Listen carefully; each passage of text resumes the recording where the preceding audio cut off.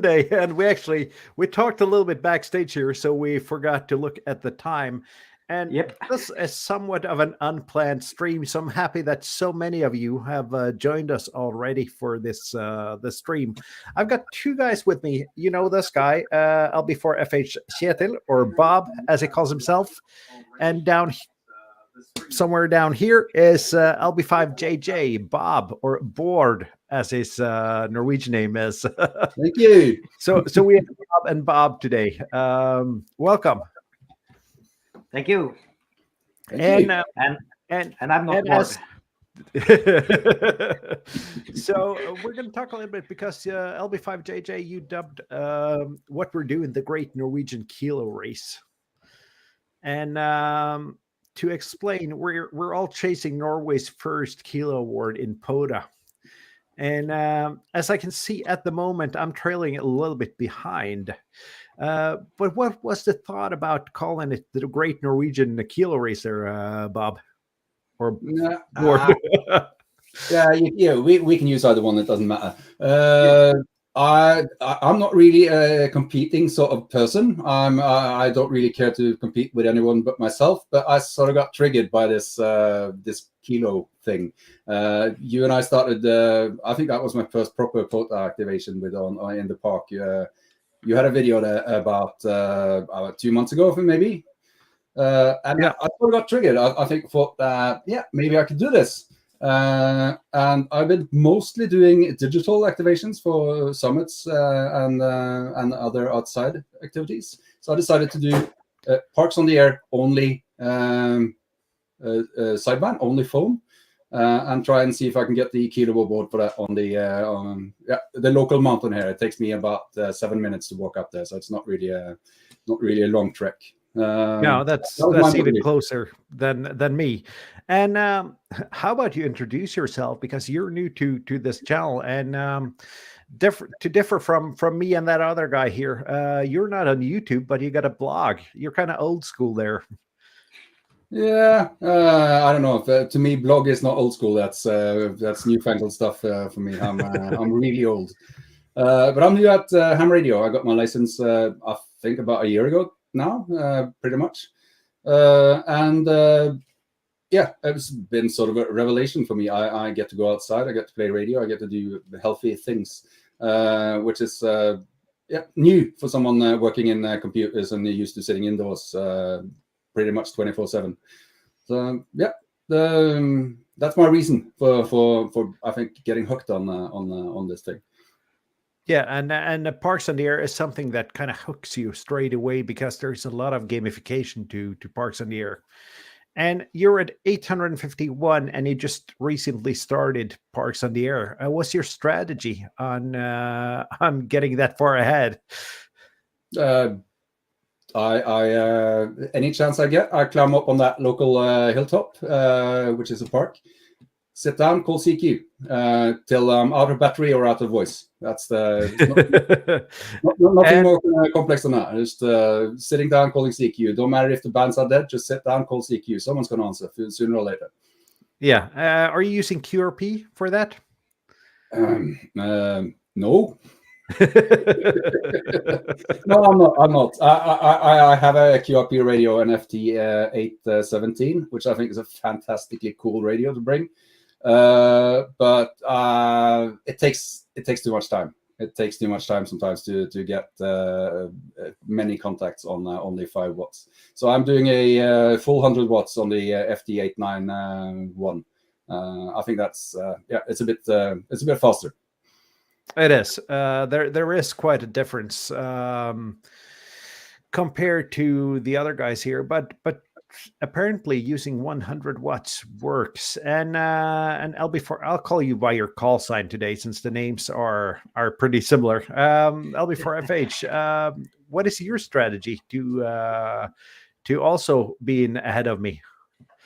So I actually haven't been into that game. As you know, I'm really fresh to POTA. I've been doing Fauna for years, many years. So the 760 is I have 2 parks that are really like 760 and 704 QSOs in them, and basically I just go out when I feel like it. The big rush for me was the previous award, the one which is called Repeat Offender, which I think I got the first one for that in Norway. But then that was like I'm also not a competitive person. I don't really care about winning at all in anything. But then again, I was at 18 of 20 QSO activations. So I just had to go out and take the two last ones. Yeah, because you got Norway's first repeat offender award actually a little while ago. Yeah, and the third one, I think. You got the second one? Yep. I got mine today, actually. I got mine today. Congratulations. Thank you. So these are more classic awards. It's not like gamification. But still, my issue is that I mostly run QRP. Things go really slowly sometimes. Other times, like today, I was out at the park on the other side of the lake here. I got 44 QSOs in an hour or so with 10 watts. So it's not exactly slow, but it's not contest level fast either. No, it's not. QRP takes a little bit longer if bands are slow. I've been busy with family stuff the last week, but I turned on the radio this morning and I heard several US West Coast stations at 5.9. But they were all having rag chews with the European stations. So and my time did not permit me to break in. I thought we could take a look at the different parks where we are. We're reaching the kilo, and this is this is my park actually. That's up here, LA2532 Fredriksen National Military Park. It's called in POTA, and I've used actually a whooping 24 activations to reach 656 QSOs, and that's probably because I'm mainly using QRP. And what are your parks, Kjetil? What parks do you work for your kilo in? The biggest one is Jærstranda, which is 2526. 2526. Yes, and that is a huge nature preserve. It stretches along the southwest coast of Norway. It's about like 15 or 20 beaches.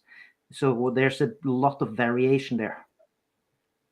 Yeah, I would guess so.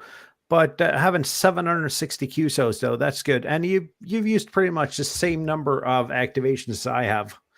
Yes. To a pretty similar number. So, but you got one advantage there, and that's the salt water straight out to the North Sea and the Atlantic. And that probably helps a little bit.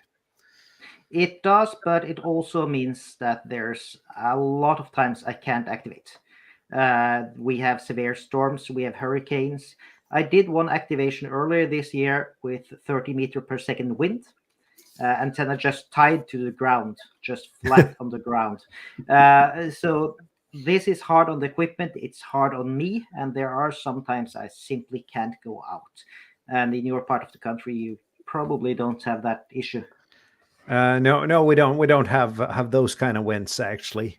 And LB5JJ, your park is, what's your park number there for your park? That's your closing up on. Lima Bravo 2535. 2535. It is Slottsfjellet is pronounced in Norwegian. Yeah, directly translated Castle Mountain, and there's a castle on top, isn't it? Yeah, there's actually, in fact, I think more than 1,000-year-old ruins as well. It's a cool place, actually. Yeah, it is. And you actually have 851 QSOs in only 20 activations. So I guess we can conclude that more. It kind of pains me to say this, but more power helps. Yeah. It's not really a strange thing, is it? I'm running 10 times as much power, 10 extra dBs. Yeah, of course, it's going to make a difference. Yeah, it is. But I got a trick up my sleeve. We'll get back to that later. That's hopefully arriving soon.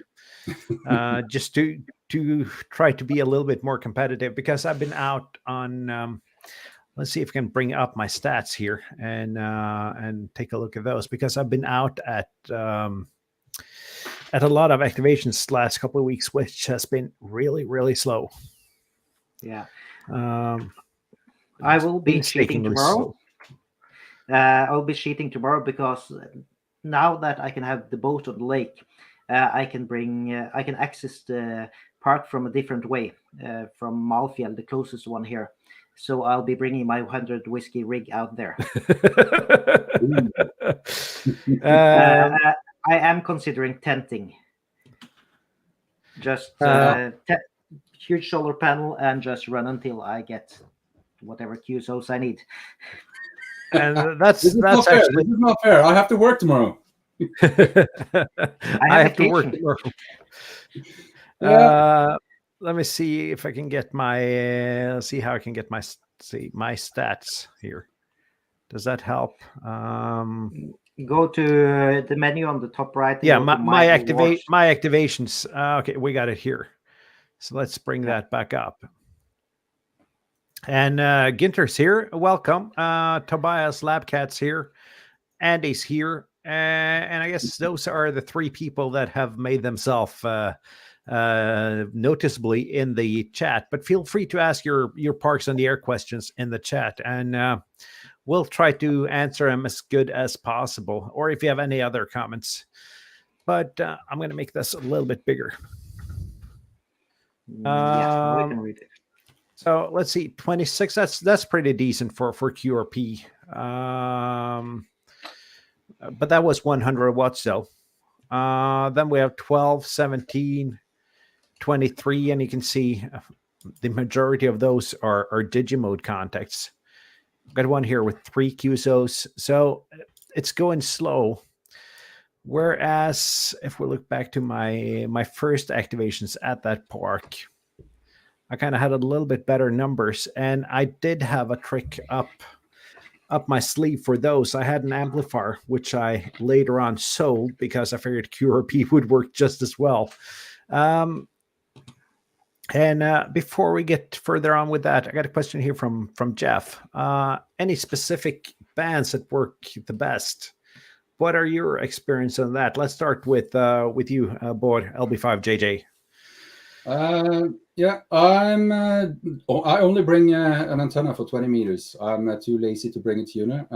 There's no tuner built into my radio, the FT891. So I only bring an antenna for 20 meters. So for me, that works.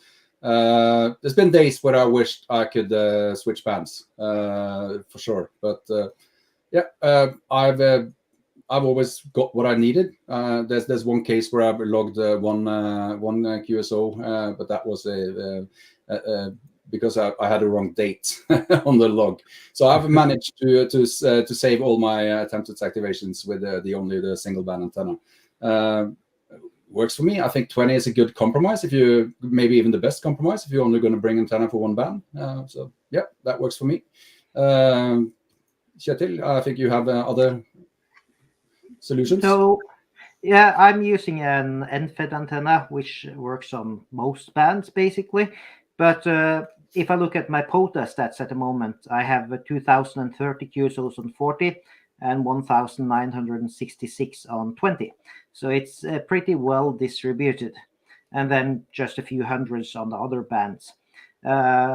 So those two bands, if they are covered with either with the specific antenna for each or a link dipole or whatever, then you're good for most of it. If you have a tuner, it's an advantage, of course, but the antenna I have is a compromise. Like, it's not as good as your dipole probably, but it's more flexible, so it allows me to do more bands. But I've seen lately that 40 meters is cramped. Like, I can't get a spot on 40 meters. Like, there's no way I can get in there to call CQ. Exactly. And I see that DK5ONV Gunter brought that up because he makes sure he's able to work 40. And I've never had luck on 40 with Parks on the Air. As you say, 40 is usually way too crowded, at least in Europe, where the 40 meter band is so narrow. For you Americans, you have 100 extra kilohertz to work with, so I guess it's a little bit easier for you. I, as Bård down here, have actually figured out that 20 is my favorite POTA band. I'm always usually able to get something on 20, and 20 is a great compromise size-wise in order to get yourself out. And you could, if conditions are good enough, just use a ham stick. And the only band I got a ham stick for is actually 20 meters.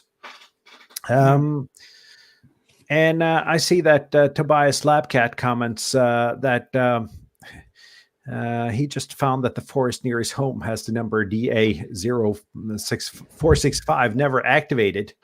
And you don't have to be in the middle. You just have to be within the park borders. And that can sometimes take a little bit of research to figure out where the borders are. But you don't have to be at the yellow dot. You have to be within the park or whatever is designated as a park. Yeah, that can be hard. Even here in Norway, the maps are not always complete, especially when you're not doing nature preserves. So it takes a little bit of research, and it takes a little bit of sometimes guesswork to just figure out what is the park and what is not the park. And sometimes it's clear. If it's a nature preserve, it's usually well documented. If it's a city park, and some city parks are in the POTA program, it's usually surrounded by streets, so it's kind of easy to see where the park starts and ends. But other times it takes a little bit of research and guesswork. Yeah. So I checked my SOTA stats as well, and there I'm leading with about 1,000 QSOs on 20 meters versus 40 meters. But I always use the same antenna, so like doesn't really matter. But I do the same. I always bring the same antenna, whether it's Summit or Park. By the way, I've recently changed out that dipole you've probably seen. I've changed that for a ground plane antenna with elevated radials, and I think that's I'm going to talk about that with both of you sometimes when we're not on a live stream. I think that's a fantastic antenna compared to the dipole. So So is that a 20 meter quarter wave with elevated radials? Yep. Cut for 20 meters with 3 elevated radials. Now I just bring them down along the guy wires for the pole, the 10-meter pole. It works a treat. Really easy to set up. Works fantastically. Low. If you simulate it, you'll see the fantastically low angle radiation, which is what you'd want. I've spoken to Japan on that antenna. I've spoken to as today twice into Canada. The US, but it works around the globe, that antenna. Fantastic. Yeah. I used that for my first year, I think, of Summits on the Air activations. Really nice, but of course it's only for one band. It is. I'm thinking of actually making a linked version of it. I think that could be possible to make that into something that would be nice to bring along. But then you would need linked radials as well if they're elevated. Absolutely, but that's not a problem. These are within reach from the ground. Actually, the feed point is for some meters off the ground, so you can. These are really easy to change. I'm just. I have one reason I don't use elevated radials, and that's because I'm lazy. So I use radials on ground. I got the same radial net with the power pole connector for all my vertical antennas, and that actually works pretty well. And I don't know if you've and I don't know if you've seen what Tim Golf 5 Tango Mike has done with his mag mounts lately on YouTube. No, they're too heavy for Summits on there. But the cars is too heavy for Summits on the Air, because you need a car to put that mag mount onto. Because what it's been doing is he's used a drive over mount for a mast, and then use the car as a ground plane through a mag mount for a vertical antenna. So monoband vertical with a binding post adapter, and then instead of the radials, just using the car as the ground plane. And for me, who activates a little bit from the car, that seems like a great concept. doesn't take up any more space than the parking space you're in. That's probably a very, very good idea. I think I've seen some of his videos. I can't remember this, but I have this telescopic thing that's all 5 some meters long. That you can screw into the mag mount on the. I got an adapter so that I can screw it into the mag mount. I haven't tried this yet, but I think that would be a really good antenna as well. Drive that all the way out, so it's a quarter wave on 20 meters, and then just stick it in the middle of the roof of the car. That could be fun. I'm gonna try that. Is that a brand name antenna or is it a Chinese whip? That is a Chinese whip. So it's got an M10. It's got an M10 mount then. Yeah, that's where the converter comes in. I have a converter from whatever that bottom is into. Is it 7/8? No, what is that? Oh, it's 3/24 thread. 3. Fantastic. Some amount of washing machines and 2 cold beers or whatever. Yeah. It's a 2 Miller Lite and 5 bald eagles mount. Yep, that's the one. That's the one. But yeah, I managed to coerce some sort of thing to connect them.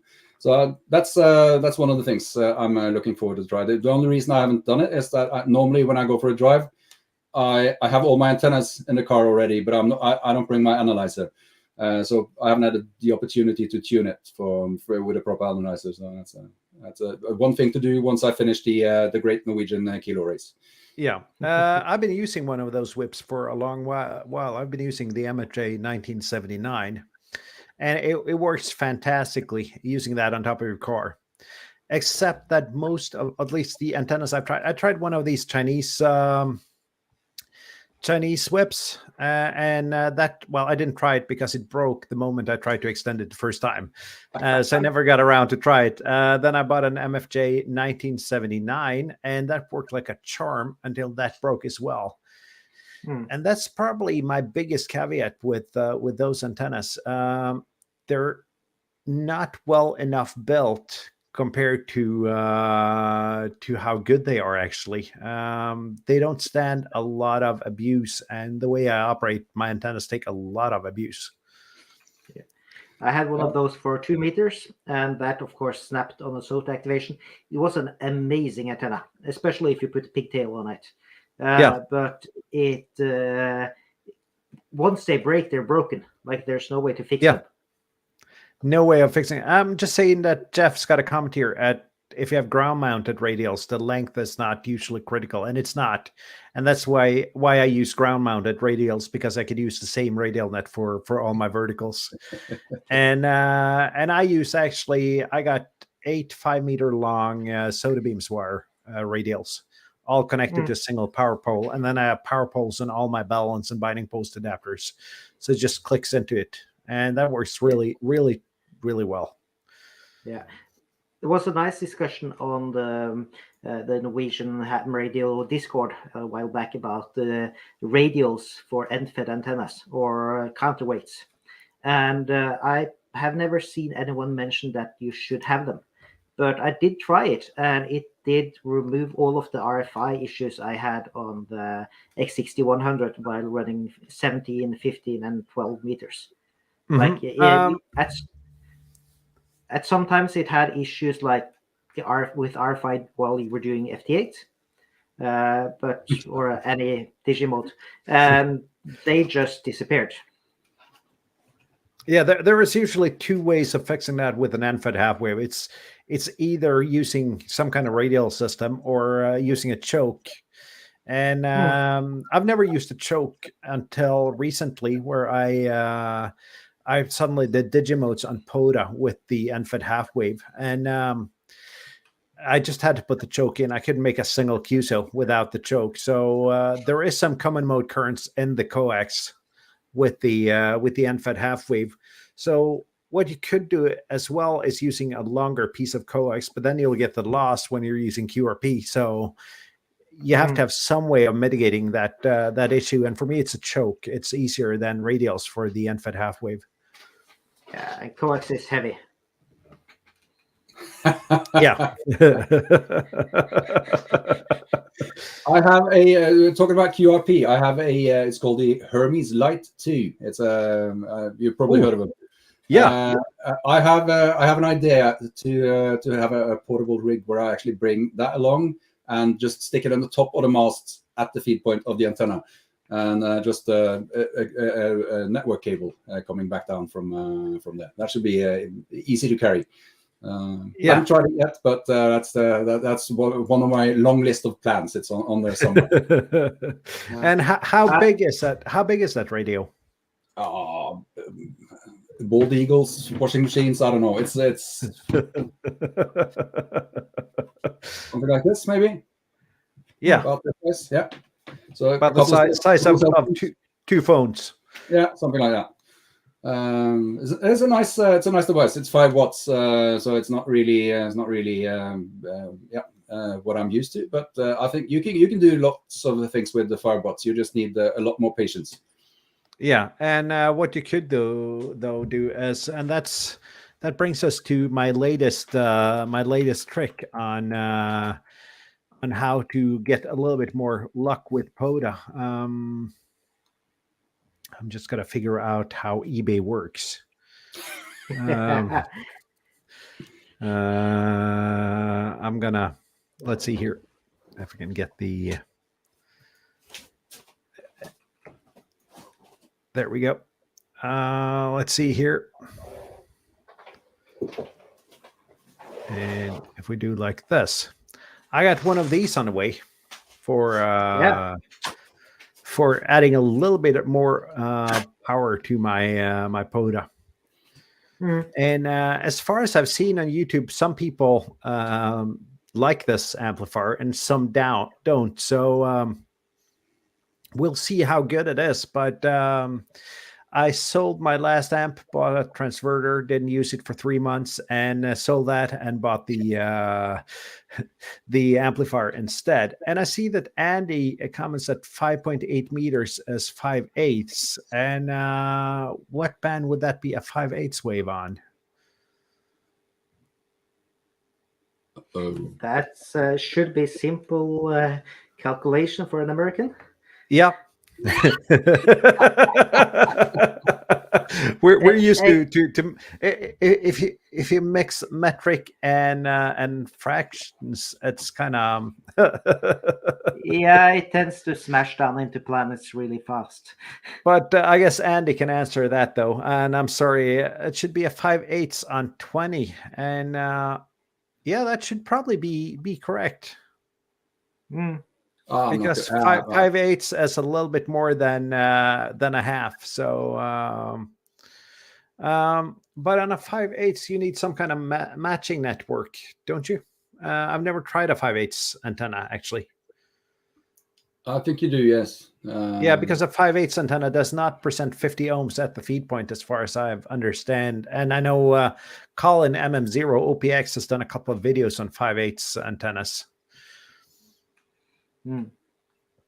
So, and I see someone's able to translate to metric for us. Thank you, Jeff. Thank you, Jeff. But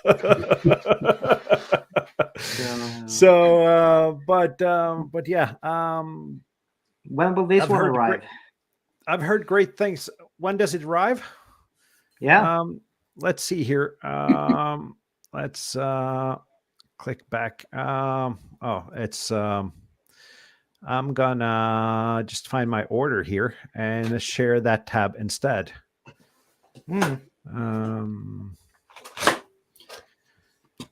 we go. And let's see. It is currently in transit. It's at the Yanwon facility outbound. Oh yeah. July. But actually, I have, and it's supposed to arrive before the 26th of July. But my gut feeling tells me a little bit faster, and I got a tracking number notice from the Norwegian shipper for it. So hopefully, it'll go fast once it's in country. Yeah, that's nice.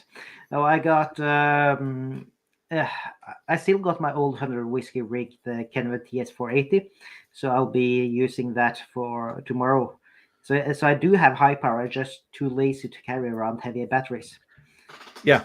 I did use it a lot for SOTA earlier. I did bring it up to Pulpit Rock, if you guys have been there. Yep. I haven't been there, but I've seen it and I've heard about it. Yeah, so I did run it from there, and I just tossed the antenna out of the side of the pulpit rock. So that was fun. Lots of people wondering what the hell I was doing. I have a thing about this. It's a strange thing for someone that enjoys summits on the air, but I have a thing about heights. I don't think I would dare go up to the edge of a pulpit rock. I would faint. That's not for me. Yeah, I actually did feel that in the stomach quite bad. For those who don't know, it's a cliff where it's about, I think it's 606 meters down, straight down to the ocean below you. So it's quite high. I'm gonna Google it to get some pictures here. Yeah, it's not as bad as Kjetil, because then you're almost a kilometer straight above. It doesn't really matter. 600 meters, 1 kilometer. When you fall off, it does not really matter. You get to live for about 1 second longer. Yeah, it's a bit. Let's see here. A bit longer to fall. Yeah, we got it. Oh, this is just fantastic with StreamYard when things open in a new tab. Let's see, we got it right here. Yeah, see the picture here, and from the edge here, it is actually straight down. Yeah, for 600 meters. I do love that they charge $220 for something that's free. But of course, this is meals included and transport and everything. Yeah.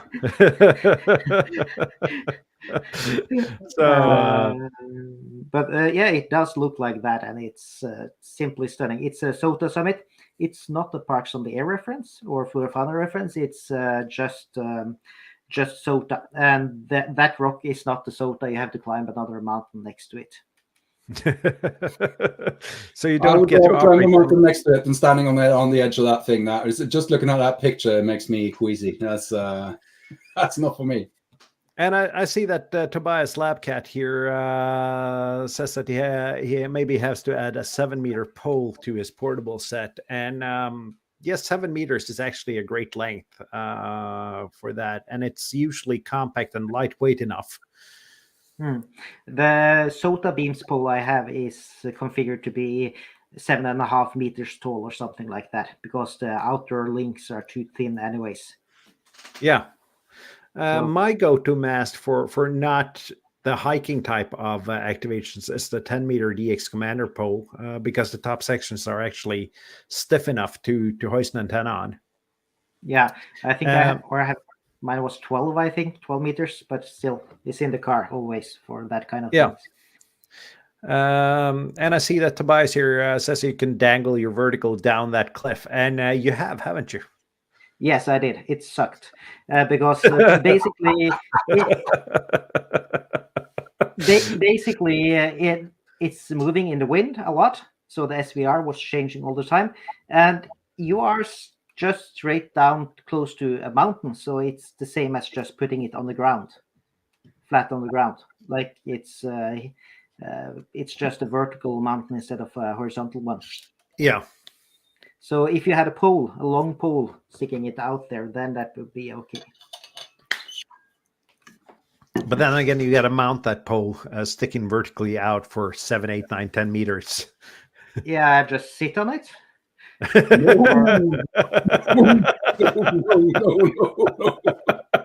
Or bring Bob down there, and he will just faint and just lie on it. So, oh, you would have to carry me up that wretched thing. I would never walk up that way. It's not for me. Yeah. It's sad because there are so many cool summits. They're just too scary. I like to bring my son as well. He's 12, and it's just too scary. I don't want to walk up there alone. I absolutely don't want to bring him up there. So, but there are other summits, of course. Yeah, this place you're pretty safe. There was one close to there. Trådløs is the name of it, and there's no cell phone coverage. It's in the middle of nowhere. And so I hiked up there, and I got stuck in the middle of a cliff. I just climbed up, and I couldn't get up and couldn't get down. So I had to hoist my stuff after me with a rope because I couldn't climb with the backpack. That was one of the few times I've been slightly scared during my SOTA hikes. Nobody had any idea where I was. And yeah, because Soda is sometimes a completely different game. And just a little bit on a different note, we talked about your blog there, Bob, and it's right here, LB5JJ.no. And if you haven't seen that, guys, be sure to check it out and give him some visits to his site. So and you kind of document most of your activations here, don't you, Bob? That was the plan, but it turns out I have a lot more fun doing activations than writing about them. So this is maybe 10%. It's whenever I found the piece to actually document something. Yeah. There are quite a few more. But I try. I think it's fun to share. I think it's fun to share this fantastic hobby with people and show them how much fun it could be. All the nice scenery, all the nice technical things that you get to experience, and all the fun people all around the world that you get to speak to. That's the idea of it. But I'm really not good at documenting everything. I should be a lot better, I think. Yeah, it's fun to read the things you do there, and on Facebook, of course, you put some fun and nice things there as well. But this, I think, is what helps our hobby to grow. At least the portable part of it. People sharing their hikes, sharing their experiences, sharing what went good and what went bad. Doing so, if it's a video format, if it's a Facebook post, if it's Instagram, or if it's a blog, or just an article in the Norwegian Radio Amateur Bulletin, like all of those are fun things. Yeah, and it helps promote the hobby. And I'm actually taking my club on a POTA activation and in a week and a half. Yeah. I figured that was a great way of showing what portable radio is, and POTA is probably the easiest way to get in the hobby because there aren't many rules. You got to be within the park and you make 10 contacts, and that makes it easy for a lot of people, and perhaps have them experience it and experience most of all the pileups you get, because that's the big drive for me. Yeah. Once you call a couple of CQs, and then it's just nonstop pile up for the next 45 minutes.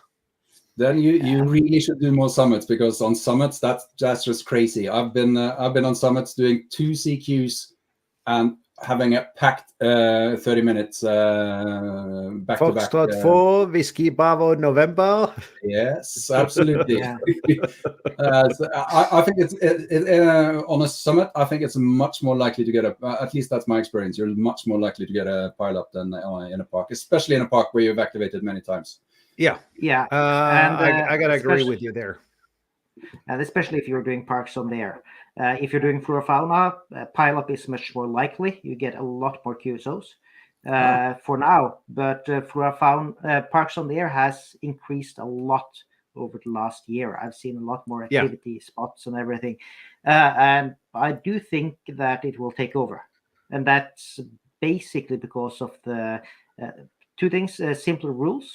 The rules, like you don't have to have 44 QSOs, and you can upload your logs yourself. The paid websites are so much more modern and user friendly. But for now, I'm still in both of them, and I will be for a long, long time. So if I'm going hiking up to the summit here tomorrow, then I will be doing SOTA, flora fauna, and parks on the air at the same time.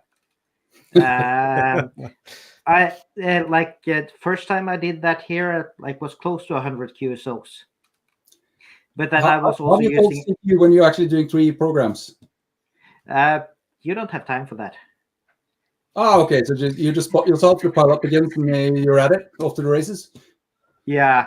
No. Sometimes you do, but I do call CQ flora fauna, CQ parks on the air when I'm doing it now, or if I'm doing flora fauna and SOTA and combining those. So, and sometimes, or mostly, you don't have to do that. Oh. But the pileups are fun. Pileups, that's what drives me. And I see the Ginter comments. They'd like to make the Ryanair place official POTA spot. Not sure how to make this. And there are a couple of conditions that's got to be met for it to be a POTA park. It's got to be a park that's regionally or nationally administrated.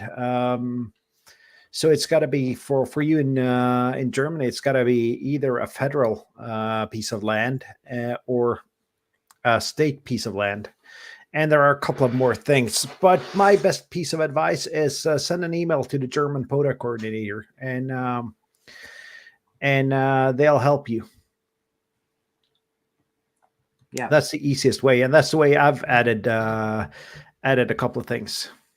Yeah, me too. In Norway, I forget his call sign and name, but he's a really nice guy. I don't think he'd like to be published. By the way, I asked him for the article, and we don't have to name him, but he's a really nice guy. The one responsible in Norway. And Ginter says it's a city park, and city parks are, at least in most regions, not allowed as parks on the air parks. But there are some exceptions, I think, although I'm no expert, so don't take my advice on this. Send an email to the German POTA coordinator, and they'll help you with that. Yeah. And I see that picture now. Yep, I'm gonna add it right now.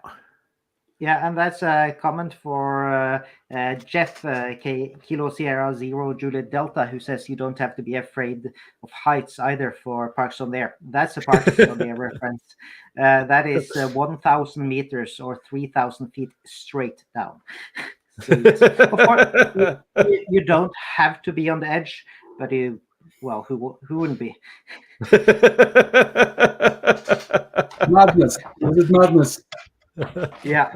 I remember taking a photo for a Polish couple there that stood along the edge there, and then when she walked over to me to get the camera, I told her, "You do know it's a kilometer down there," and she just went white, like if she couldn't see it. But then again, 600 or 1,000 meters, it doesn't really matter if you fall over the edge. Yeah, but that is a big difference from Norway to a lot of other countries, is that our parks, you guys are lucky because you have some very easy accessible parks close to you. I have some as well, but we do have some that are severe hikes. To get to them, you have to go mountain climbing, you have to go do some really harsh stuff to get into the parks. So we have a big difference from, we don't have everything isn't easily accessible. No, and actually some of the parks I activated, I think my second activation was some kind of wetland that required a 5-kilometer hike into the woods, and using maps and a compass to get there. And that's not what you kind of think of as parks on the air when you look at Mike 8 MRD's videos and such. It's a good, really good workout, though, isn't it? It is, and it's really, really fun to do it as well. Yeah. So, and I see that Jeff comments that the splat at the end is the same, and I guess that's regarding the height. Yeah. No, one of the hardest things to navigate here are the rules for the nature preserves. Like for city parks, I wouldn't even know where to check what's permitted. I guess in most of them, this will be okay. But we do have a lot of nature preserves with non-standard rules. For example, you are not allowed to go into them at certain times of the year. Some of them you can put up a tent, others you can't. And especially if you're doing drone photography, it's a lot harder because generally you're not allowed to lift and land, but you can fly into the park. So there are some cheats there. Go ahead, and we're going to clear up a misunderstanding after a little while here from Ginter here. But go ahead with the drone explanation there, Kjetil. Yeah, that added a lot of complexity to filming, flying a drone, because you have to do it legally, or at least I do it legally. When I look at Norwegian drone video on YouTube, like I know close to 100% of that is illegally filmed. Yeah, and it's not only flying, but it's filming as well, because the regulations are a lot stricter than they were just a couple of years ago on both those. Yeah, but compared to Sweden, for example, we are lucky. But I see that that DKA5ONV talking about his park as a kilo, and the American parks do have a kilo designation, but that's for where they are in the United States. But the kilo award that we're talking about is 1,000 QSOs at a single park, so it's two different things. And I'm gonna actually put the POTA website up here and just show how to find your country administrator. Yeah, and also show the award site, my awards page. Let's see here, because in order to find your awards, you can go to click your username and then my awards here, and then you get a couple of awards that I've reached here, and you got these nice diagrams that shows you how close you are to your next award. And that's actually really smart, because that pushes you out to do another activation. And you can see by region, by hunted, by activated. So you get a lot of statistics from here. So, and I see I need 16 more for my second repeat offender award on that park.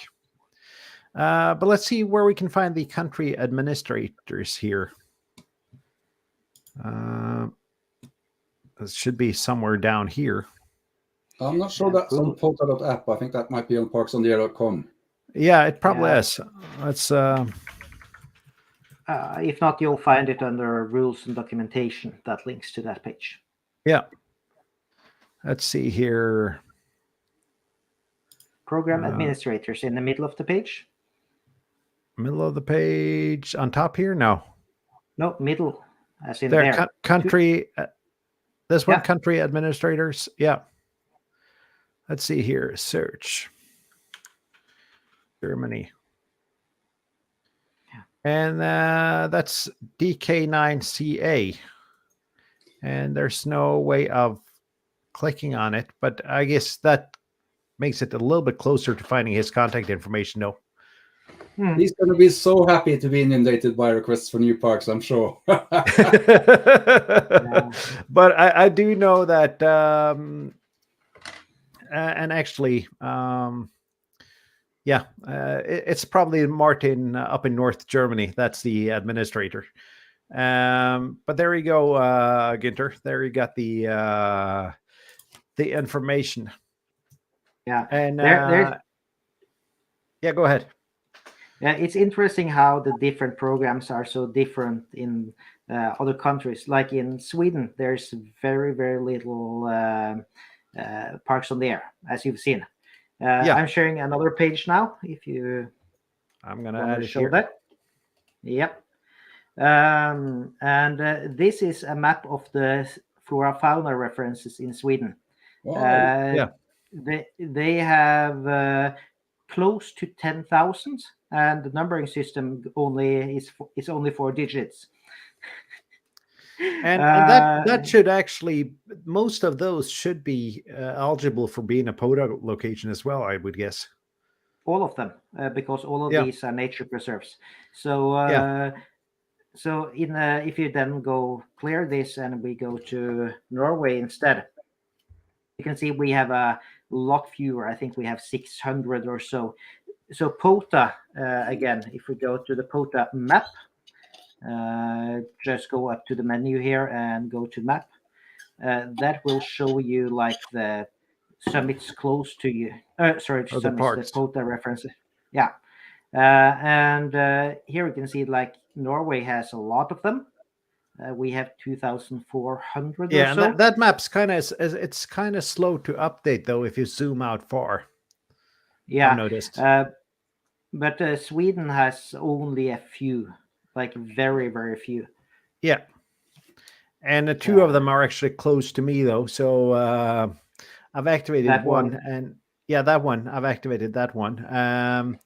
And that's actually, it's not the island that the yellow dot is on, but it's the ocean outside the island, which means that parts of the mainland is also part of that national park.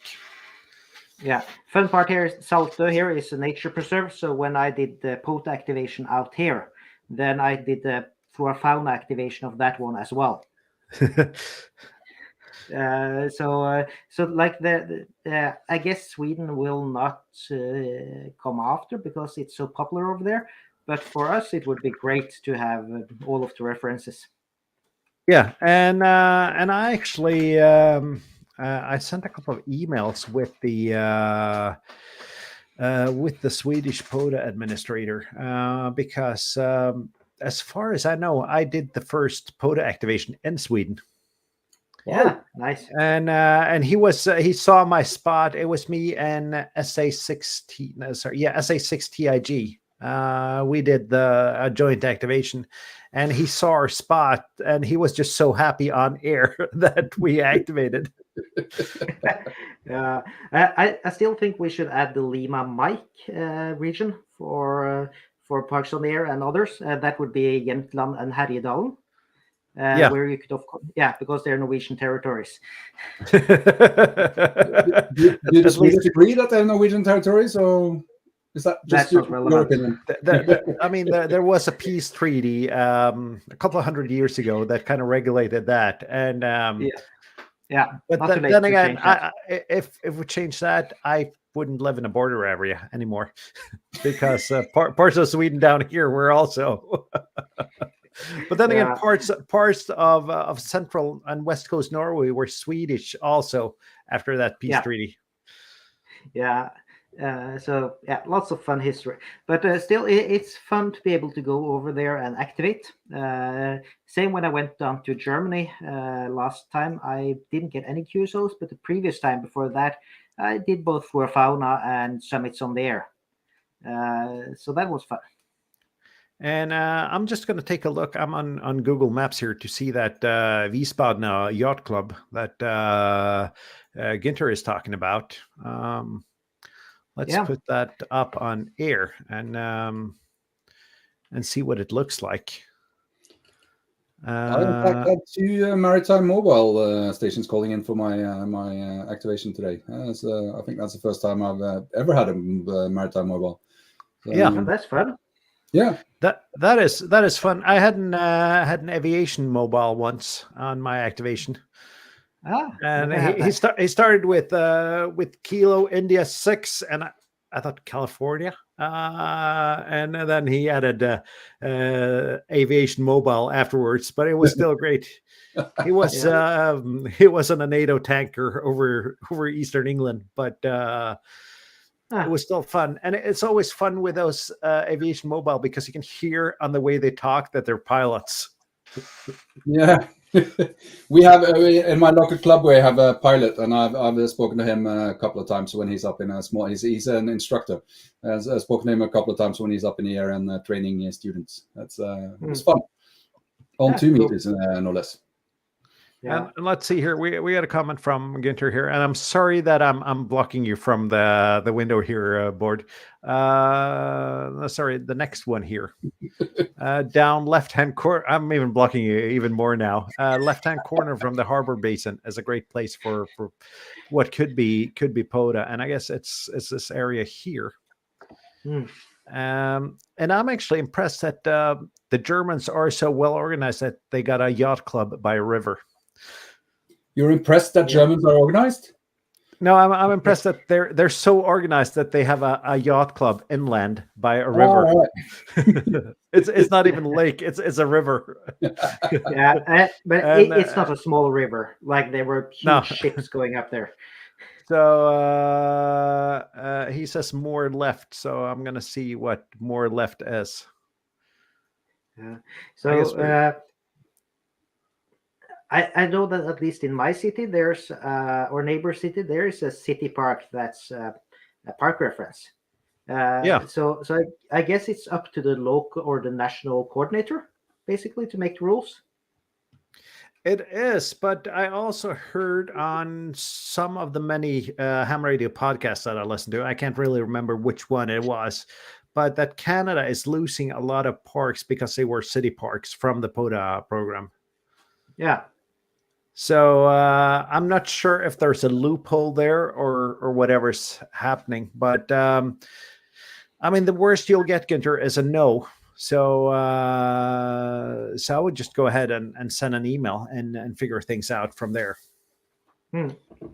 I would, if you're gonna apply for a park, I would recommend collecting all the information you see on the other parks and send that along with your application. That's going to make it a lot easier for the country administrator to register your park. So coordinates, websites, all the information you can see on POTA.app, send that along when you apply to have a new park registered. Yeah, and the if more there's a website. Sorry. Yeah, use and the more information, the better. I would guess. Yeah, especially if there's a website that allows you. I'm not sure if in POTA if there's a requirement that it's free access to the area. No, it's not. Okay, because in most other programs, it's a requirement that you're allowed to access. Yeah, it's got to be public access, but it doesn't have to be free. Yeah.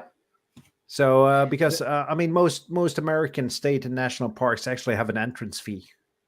Yeah, I don't think a video will do very much, Günther. I think written information will be the one that's required, like coordinates, as they said, information from a website, things like that, because how it looks isn't really relevant for the program. And why I'm looking down so much is that I got a cat here that has got a real problem with closed doors. So Don't they all? Yeah, cats don't have owners; they have servants. So yeah, yeah. I see we're getting close on time as well. Yeah, we are. But thank you for joining on such short notice. Actually, since I wasn't really sure if I'd make a stream or not. And Gunter and Tobias, I've had a busy week with some family things this week, but I'll get back to you tomorrow probably, and we'll start planning that European Digimode Net stream that I've been talking about, and see if we can make that happen next Sunday. That'd be really fun if we could get a lot of us Europeans that do radio on social media and meet up and do some Digimodes and perhaps try some free data, some JT65. I'm actually working on a video, and the title is JT65 a relevant Digimode in 2023? And I think I got the answer because I've been trying to record a JT65 QSO for a week now. Yeah, we had one and it was insanely boring.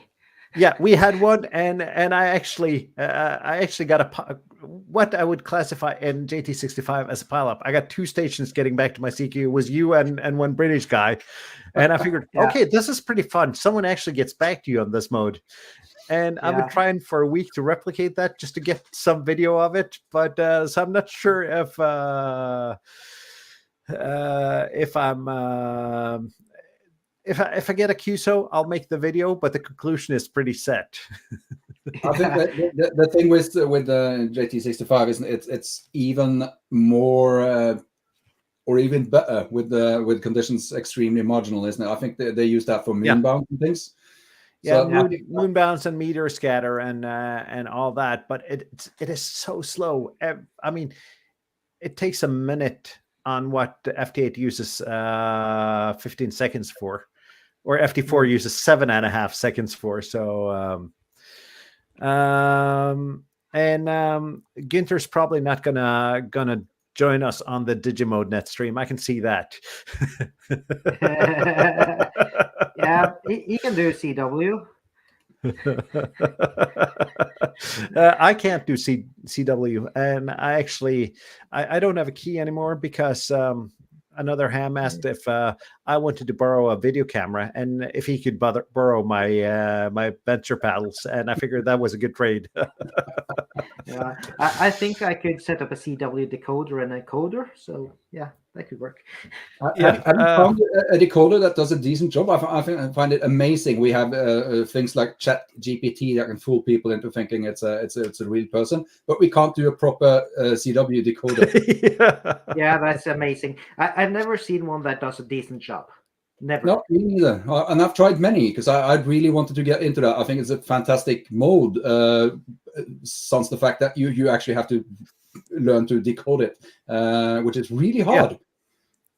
And I see that the random wires here at the end of the stream, and welcome. And if you haven't checked out his channel, do that as well.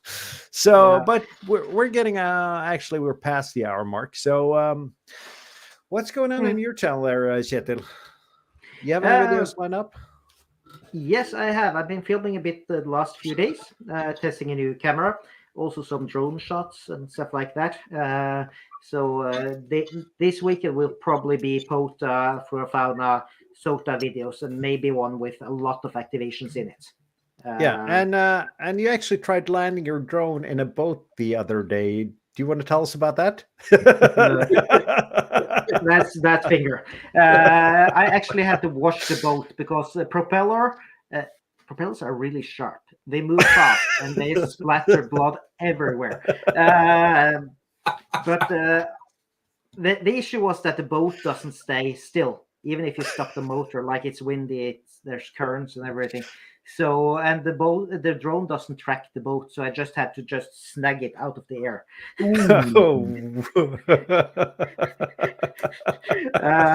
So today I took off and landed from the shore and just drove out there and filmed.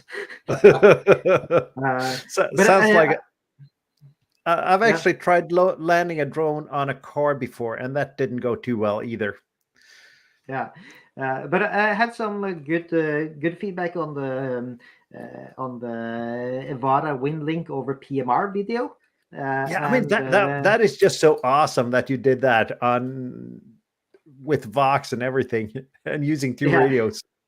Insanely hacky, and I was expecting a lot more angry hams on that one.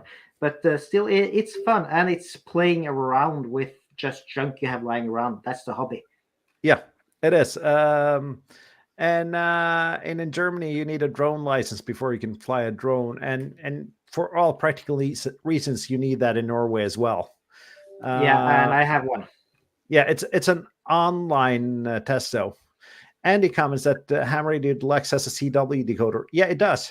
A lot of things have CW decoders, but they don't work properly.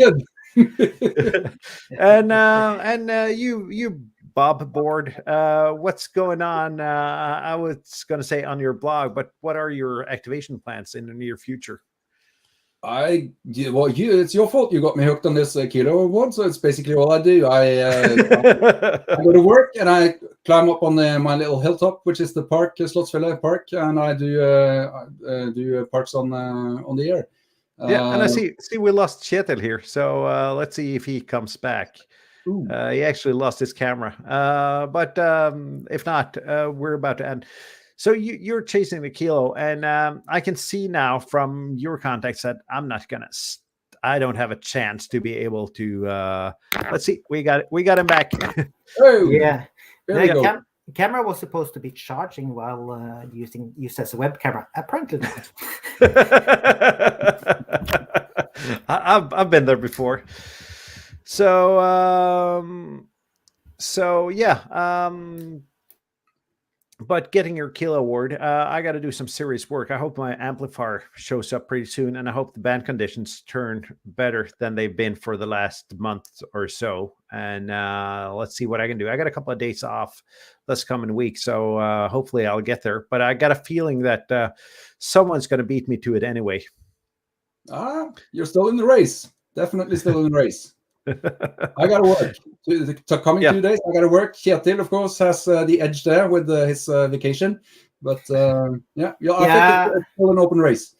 Yeah, the issue is that daytime is not very good because some people have to go to work. and that includes the chasers. Ah, Yeah, I've kind of noticed that. So that, and hopefully we'll get at least Tobias Labcat on the channel next week. So I'll get back to you, and I'll get back to Gunter because I got a couple of video ideas and stream ideas there. And besides that, I got one video lined up that'll be dropping on Tuesday, and that's actually not ham radio equipment. It's food, coffee, and tools for POTA activations. ooh. Because on my POTA bags video, I got a lot of comments asking, but what about coffee? What about tools? What about an antenna analyzer? And I figured I'd make a video on that. So if you're interested in MRE rations, do check out that video. Coffee is always an interest, isn't it? And then I actually filmed a video earlier this week on a POTA activation, and the activation was so boring and so slow that I'm not really sure I'm actually gonna edit that video. But I got a couple of ideas, and it's probably gonna be a couple of POTA videos. But because I see I got to get out there and do some activations in order to stick in this race. Yeah, and when it comes to videos, like I will only release the ones I think are interesting. So I have a lot of videos, like you said there, like where I filmed and it's just been a boring activation. I just don't bother putting it up there. When it's the same park the 10th time in a row or something, then I don't see it. Yeah, and there's nothing new to the activation. I mean, if you're using a new antenna, if you get a fun DX, that's one thing. But if it's semi-local contacts for the 10th time in the same park, it's not really worth it. So, and I got a couple of antenna ideas that I'm going to try out. I'm going to try out Tim Golf 5 Tango Mike's ideas on using wire antennas with the car as your radio or as your ground plane. So I'm going to see how that works out, and that's probably what I'm going to do. Still haven't got my Digipeater project up and running yet. So, but there will be a video on that once that's up and running as well. Yeah. That work thing. That reminds me, I need to turn off the alarm clock for tomorrow morning. Oh, now you're just rubbing it in. This is not fair. So, but thank you for being on this impromptu stream, and thank you to all the viewers. We actually had a lot of viewers all the way through the stream, and that is for a stream that wasn't announced a couple of days ahead. That's really good. And on a final note, I asked a question on last stream. I'm just going to put myself up big. If anyone could guess where this picture was taken, and actually I don't have any guesses. Would you guys like to take a guess before I reveal it? Let's see it full screen again. Yeah, I'm going to put it up full screen. I would say Florida Keys. No, but it's let's say it's on the eastern shoreline of the United States. And it's not Florida. It's not Florida. Los Angeles? Wrong coastline. It is actually, it is Chincoteague Island, Virginia. And there's actually, on the outside of Chincoteague Island, I got Assoteague Island, I think it's called. And that's a really pretty POTA park. The only thing is that I wasn't a licensed operator when I was there. So I got to go back. It's one of the most beautiful places I've ever been. So, and I see that Jeff's the closest here, Maryland or DC, and it's not far away from either. So, so that's pretty close. And Random Wire says that my whiteboard is full. And if you look at my videos, it's the same picture in all my videos. So a lot of stuff on my whiteboard has either been crossed off as bad ideas or I've done them. Yeah. So, but anyway, thanks for being on. We're going to cut it off now. 7-3 all. And thank you for watching. I'll be back next week with some kind of stream. Thank you. And 7-3. 7-3. And it's all.